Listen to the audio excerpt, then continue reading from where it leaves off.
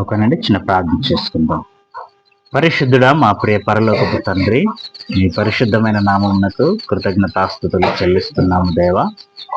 ప్రభా, కొన్ని నిమిషాలు తండ్రి మీ పరిశుద్ధ గ్రంథంలో నుండి మీ మాటలను ప్రభు మేము ఆలోచన చేస్తుండగా చెబుతున్న నాకును తండ్రి సమయోచితమైనటువంటి జ్ఞానాన్ని అనుగ్రహించి వింటున్న మీ పిల్లలు తండ్రి విని మరచివారిగా ఉండకుండా క్రీస్తు జన్మ పరమార్థం ఏమిటి అని తెలుసుకునే భాగ్యాన్ని ప్రభు మీ పిల్లలకు దయచేయమని యేసు పరిశుద్ధ నామమున ఈ ప్రార్థన సమర్పిస్తున్నాము తండ్రి, ఆమేన్. చేరివచ్చిన సహోదరి సహోదరులకు మన ప్రభువును రక్షకుడైన యేసుక్రీస్తు నామములో శుభములు తెలియజేస్తున్నాను. అలాగే క్రిస్మస్ శుభాకాంక్షలు మీకు మీ కుటుంబానికి తెలియజేస్తున్నాను. ఈరోజు యావత్తు ప్రపంచం అంతా కూడా చాలా ఆనందంగా సంతోషంగా ఉంటుంది. ఎందుకు అంటే క్రీస్తు జన్మదినం. క్రీస్తు పుట్టాడు అన్నది నిజం. ఈ లోకానికి యేసుక్రీస్తుల వారు వచ్చారు అన్నది నిజం. కానీ ఆయన ఏ డేట్న పుట్టాడు అన్నది పరిశుద్ధ గ్రంథంలో మరి ఒక డేట్ అనేది దేవుడు వ్రాయించలేదు. ఎందుకు వ్రాయించలేదు అని అంటే ఈ పరిశుద్ధ గ్రంథం అంతటిలో కూడా మనకు ఉపయోగపడే, మనకు అవసరపడే ప్రతి విషయాన్ని దేవుడు వ్రాయించి పెట్టాడు. ఇక దేవుడు వ్రాయించలేదు కొన్నిటిని అంటే దాని గురించి మనకు అంతగా అవసరత లేదు అని మనం ఆలోచన చేసుకోవాలి. కానీ యేసుక్రీస్తు పుట్టాడు అన్నది నిజం, ఈ లోకానికి వచ్చాడు అన్నది నిజం. ఈ లోకానికి ఆయన ఎందుకు వచ్చాడో దేవుడు చాలా చక్కగా వ్రాయించాడు. ఆయన రావడానికి కారణాలు ఏంటి, ఆయన ఈ లోకానికి రాకముందు ఎక్కడ ఉన్నవాడు, ఈ లోకానికి ఏ విషయం తెలియక ఏమనుకుంటున్నారంటే కేవలం యేసుక్రీస్తుల వారు 2000 సంవత్సరాల క్రితం ఈ భూమి మీదకి వచ్చాడండి అన్న ఆలోచనతోటే ఉన్నారు. కానీ యేసుక్రీస్తుల వారి కంటే ముందుగా ఎంతో మంది మహాత్ములు వచ్చారు. కానీ యేసుక్రీస్తుల వారు వచ్చి జస్ట్ 2000 సంవత్సరాలే అన్నట్టుగా మాట్లాడుతూ ఉన్నారు. కానీ యేసుక్రీస్తుల వారు ఈ లోకానికి రాకముందు ఎక్కడ ఉన్నాడు, ఈ లోకానికి రావడానికి ఎప్పటి నుంచి దేవుడు ప్రణాళిక సిద్ధం చేశాడు అన్న విషయాలు మనం ఆలోచన చేయాలి. మోషే గారు యేసుక్రీస్తుల వారి గురించి ప్రవచించాడు. ఏమని ప్రవచించాడు, మోషే గారి ద్వారా దేవుడు ఏమని తెలియజేస్తున్నాడు అన్న విషయం ఒకసారి మనం ఆలోచన చేయగలిగితే ద్వితీయోపదేశ కాండం చూడండి ఒకసారి. మీరందరూ బైబిల్ తెరచి ద్వితీయోపదేశ కాండము మోషే గారి ద్వారా క్రీస్తుని గూర్చినటువంటి ప్రవచనం అనేది దేవుడు పలికించటం అనేది మనం చూస్తూ ఉన్నాం. ద్వితీయోపదేశ కాండము 18వ అధ్యాయము 18, 19 వచనాలు మనం చూడగలిగితే ద్వితీయోపదేశ కాండము 18వ అధ్యాయము 18, 19 వచనాలు. వారి సహోదరులలో నుండి అని అంటున్నాడు. ఎవరి సహోదరులలో నుండి? ఇశ్రాయేలీయుల సహోదరులలో నుండి. ఇశ్రాయేలీయులు 12 గోత్రముల వారు ఉన్నారు కదండి. ఈ 12 గోత్రముల వారు ఒకరికొకరు ఏమవుతారు? సహోదరులు కదండి. ఈ 12 గోత్రాలు అంటే 12 మంది కుమారులు. ఈ 12 మంది కుమారులు ఒక తండ్రికి పుట్టిన వారు, అతనే యాకోబు. అంటే వీళ్ళందరూ కూడా సహోదరులు. వారి సహోదరులలో నుండి నీ వంటి ప్రవక్తను వారి కొరకు పుట్టించేదను అంటున్నాడు. మోషే గారితో అంటున్నాడు దేవుడు, వారి సహోదరులలో నుండి నీ వంటి ప్రవక్తను నేను పుట్టిస్తాను అని అన్నాడు. అంటూ ఇంకేమంటున్నాడు అంటే అతని నోట నా మాటల నుంచుదును. ఈ మాటలు ఎవరి గురించి వ్రాసారనుకున్నారు? ఎవరి గురించి వ్రాయబడ్డాయి అనుకుంటున్నారు? ఇది యేసుక్రీస్తుల వారి గురించి. అతని నోట నా మాటల నుంచుదును, నేను అతనికి ఆజ్ఞాపించినది యావత్తును అతడు వారితో చెప్పును. అతడు నా నామమున చెప్పు నా మాటలను వినని వానిని దాన్ని గూర్చి విచారణ చేసేదను. అంటే ఆయన ఎవరి నామమున చెప్తాడట? దేవుని నామముననే దేవుని గూర్చి ఆయన మాట్లాడుతాడట. ఆయన మాటలు ప్రతి ఒక్కరు కూడా వినాలట. ఇదే విషయాన్ని పేతురు గారు జ్ఞాపకం చేస్తారు. అపోస్తుల కార్యంలో చూడండి ఒకసారి. ఇదే సందర్భాన్ని అపోస్తుల కార్యంలో పేతురు గారు చెప్తారు చూడండి. అపోస్తుల కార్యములు 3వ అధ్యాయము 21, 22, 23 వచనాలు మనం చూడగలిగితే ఈ సందర్భం నెరవేర్చబడింది అని చెప్పడానికి ఇక్కడ పేతురు గారు మాట్లాడుతున్నారు చూడండి. అపోస్తుల కార్యములు 3వ అధ్యాయము 21, 22, 23 వచనాలు మనం చూడగలిగితే చూడండి.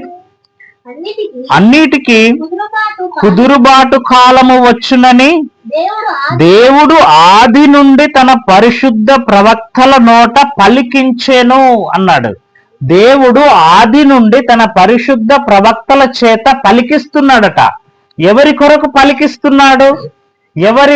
ఎవరి జననం గురించి పలికిస్తున్నాడు అంటే క్రీస్తు జననము గురించి దేవుడు ఆది నుండి తన పరిశుద్ధ ప్రవక్తల చేత పలికిస్తున్నాడట దేవుని మాటలు. దేవుడు ఆది నుండి తన పరిశుద్ధ ప్రవక్తల నోట పలికించెను. అంతవరకు యేసు పరలోక నివాసి అయ్యుండుట ఆవశ్యకము అన్నాడు. అంటే దేవుడు తన పరిశుద్ధ ప్రవక్తల చేత పలికించినంత కాలం ఈయన ఎక్కడున్నాడు? యేసుక్రీస్తుల వారు పరలోక నివాసి అయ్యుండుట ఆవశ్యకము అన్నాడు. ఈ యొక్క పరిశుద్ధ ప్రవక్తలు ప్రకటించాలి, ప్రవచించాలి.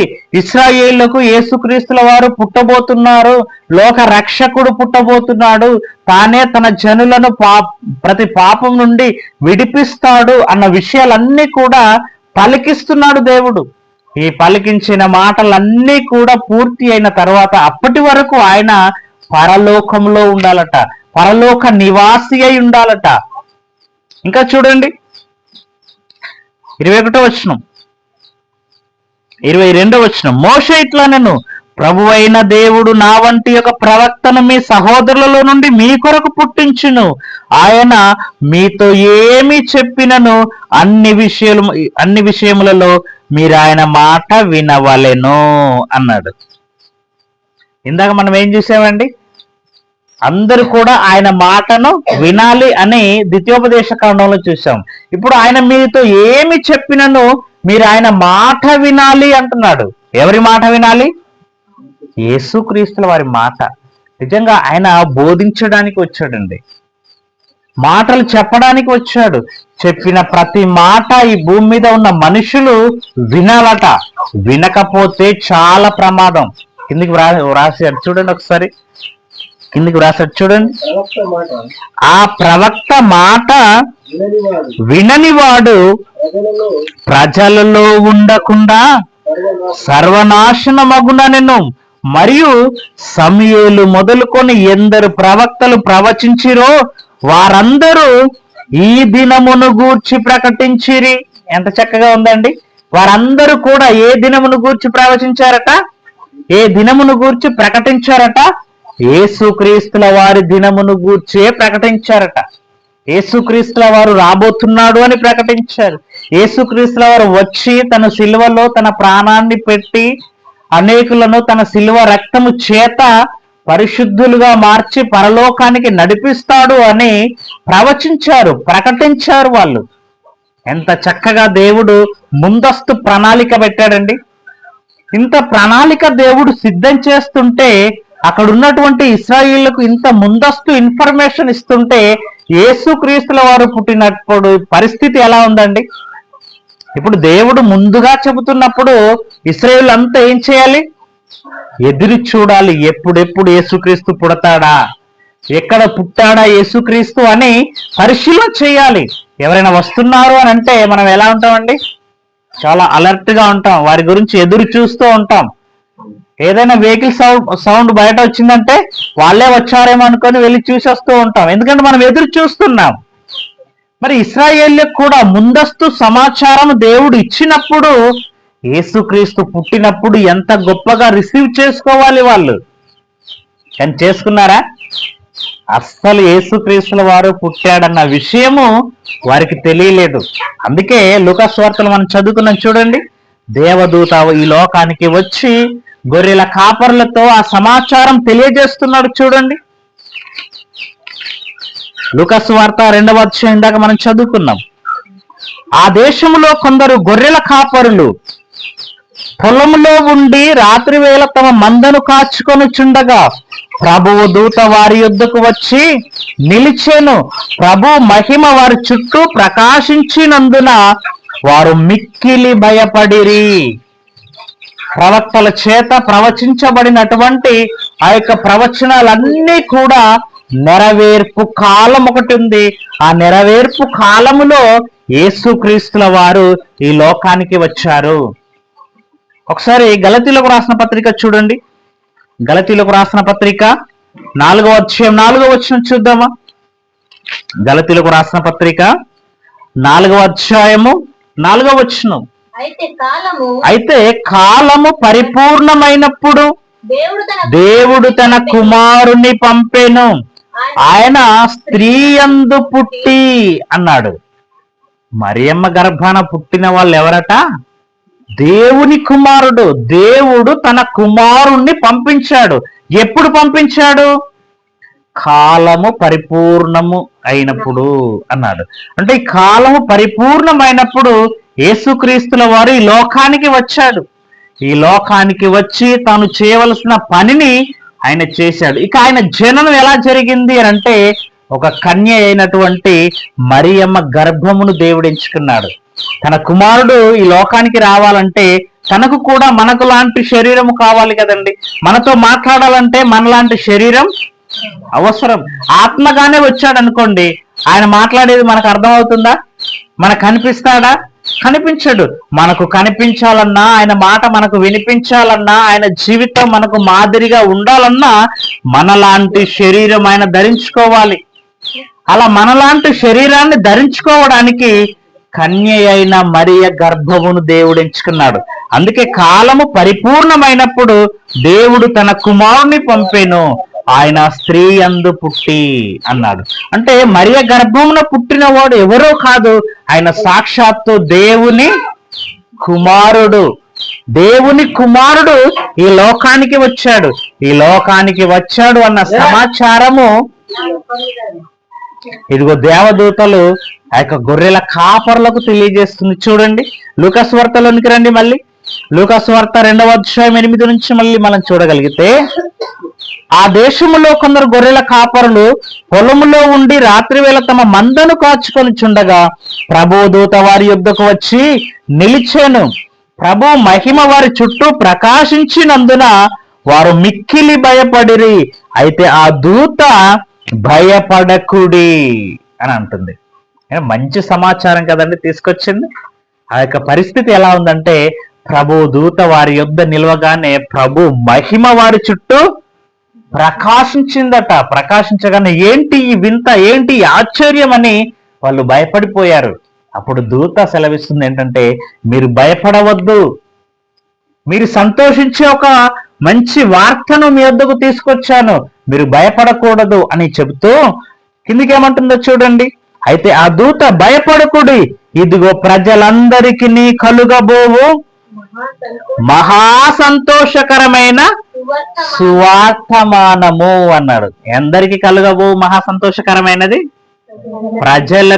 ప్రజలందరికీ.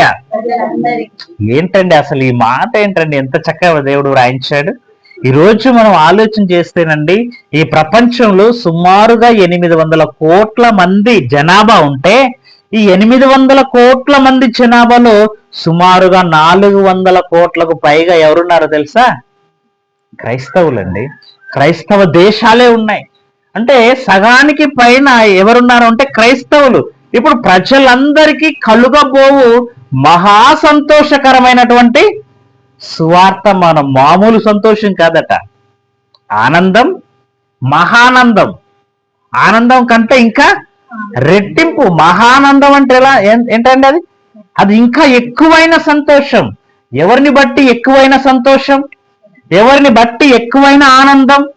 మన ఇంట్లో శిశువు పుడితే మనకేముంటదండి? సంతోషం. ఎంతమంది సంతోషిస్తారు మన ఇంట్లో శిశువు పుడితే?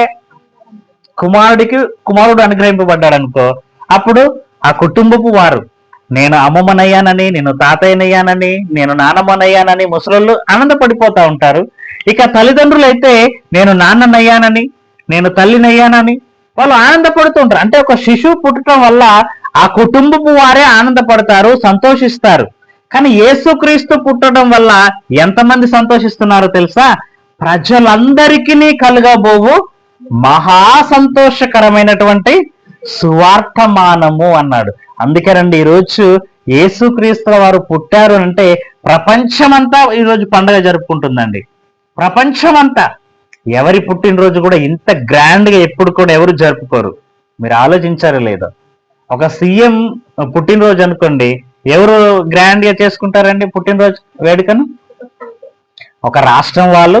ఈ రాష్ట్రంలో ఉన్న వాళ్ళు అందరూ చేసుకుంటారేంటి? ప్రతిపక్షం ఉండదా రాష్ట్రంలో?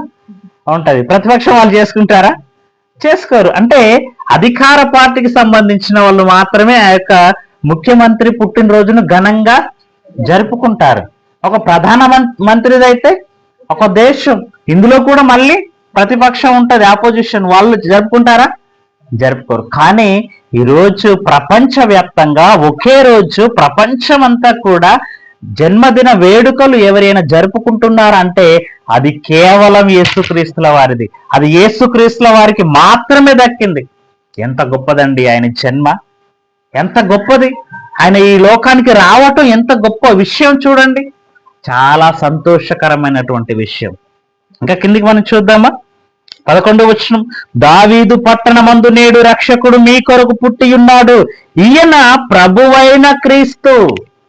దేవదూత కూడా ఆయన పుట్టిన రోజు మళ్ళీ సమాచారం దేవుడు పంపించాడు దేవదూత ద్వారా. ఆయన పుట్టక మునుపు ప్రవక్తల ద్వారా పంపించాడు. యెషయా గ్రంథం 9:6లో మనం చదువుకుంటాం కదండి. ఏలైనగా మనకు శిశువు పుట్టేను అని చక్కగా చదువుకుంటాం.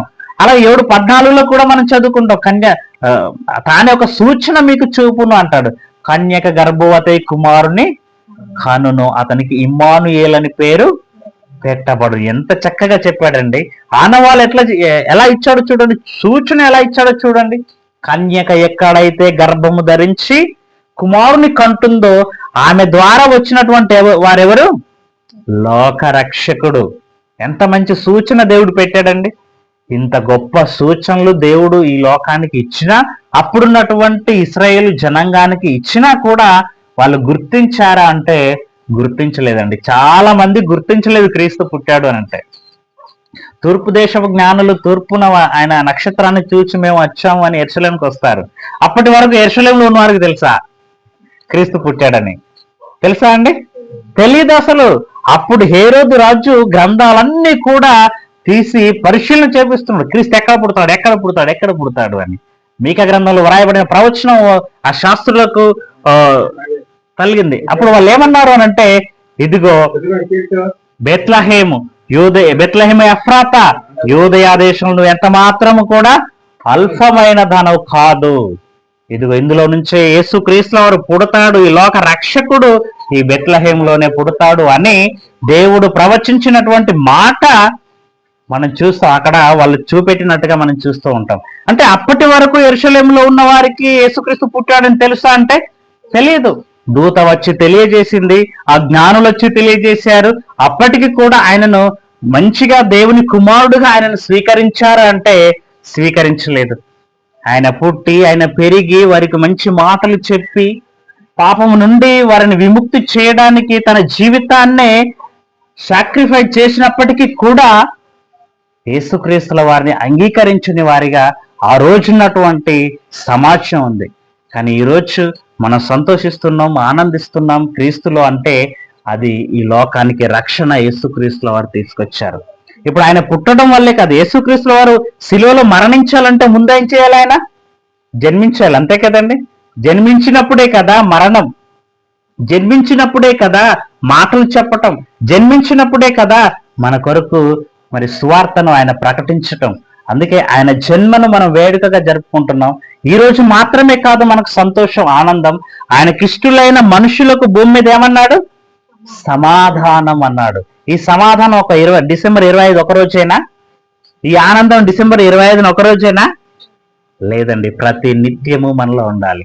అందుకే అపోస్తలుడైన పౌలు గారు అంటారు ఫిలిప్పీయులకు రాసిన పత్రికలో, ప్రభువునందు ఆనందించుడి, మరలా చెప్పుదును ఆనందించండి, సంతోషించండి. యేసుక్రీస్తుల వారు మన కొరకు వచ్చారు, మన పాపములను తీసివేశాడు గనక సంతోషించండి, ఆనందించండి, ఎల్లప్పుడూ ఆనందించండి అని అన్నాడు. దేవుని కొరకు మనం ఆలోచిస్తూ, దేవుని మాటలు మనం ప్రకటిస్తూ, దేవుని మాటల ప్రకారంగా మన జీవితాలు ఉంటే గనక ప్రతిరోజు పండగే, ప్రతిరోజు మనకు ఆనందం, సంతోషం. ఓకేనండి, ప్రార్థన చేసుకుందాం. పరిశుద్ధుడా, మా ప్రియ పరలోకపు తండ్రి, ఇప్పటి వరకు నాయన మీ ప్రియ కుమారుడైన యేసుక్రీస్తుల వారు ఈ లోకానికి వచ్చారు అని, ఈ లోకంలో తండ్రి కన్య మరియ గర్భమున తండ్రి మీరు పుట్టారు, ఆయనకు జన్మనిచ్చారు. దేవానికి స్తోత్రం చెల్లిస్తున్నాం. ఒక పేద కుటుంబములో ఆయన జన్మించి ఈరోజు ప్రపంచాన్ని శాసించేటట్టుగా మీ మాటలు తన నోట ఉంచారు. దేవానికి స్తోత్రం. యావత్తు ప్రపంచంలో సగభాగము తండ్రి క్రీస్తు పాదాల యుద్ధ పడిపోయింది. దేవానికి స్తోత్రం చెల్లిస్తున్నాం. క్రీస్తును అంగీకరించింది తండ్రి, నీకు స్తోత్రం చెల్లిస్తున్నాము. దేవా, ఈరోజు తండ్రి ఆయన జన్మదిన వేడుకలు యావత్తు ప్రపంచం జరుపుకొని చుండగా తండ్రి, ఈ మహా సంతోషకరమైన ఆనందకరమైనటువంటి ఈ యొక్క పరిస్థితుల్లో తండ్రి క్రీస్తు జన్మను జ్ఞాపకం చేసుకుంటూ, ఆయన మాటలు గుర్తు చేసుకుంటూ, ఆయన త్యాగాన్ని తండ్రి మేము గుర్తు చేసుకుంటూ తండ్రి నిత్యము ఆనందించి సంతోషించే వారిగా ఉండుటకు సహాయం చేయమని యేసు పరిశుద్ధ నామమున ఈ ప్రార్థన సమర్పించి వేడుకుంటున్నాము తండ్రి, ఆమేన్. పరమందున్న దేవుని ప్రేమయు, కుమారుడైన యేసుక్రీస్తుల వారి కృపయు, పరిశుద్ధాత్మ యొక్క అన్యోన్య సహవాసం ఇక్కడున్న మనకును సకల పరిశుద్ధులకును ఇప్పుడు ఎల్లప్పుడు సదాకాలం తోడై ఉండి నడిపించును గాక. ఆమేన్. అందరికీ వందనాలండి. అందరికీ క్రిస్మస్ శుభాకాంక్షలు తెలియజేస్తున్నాను.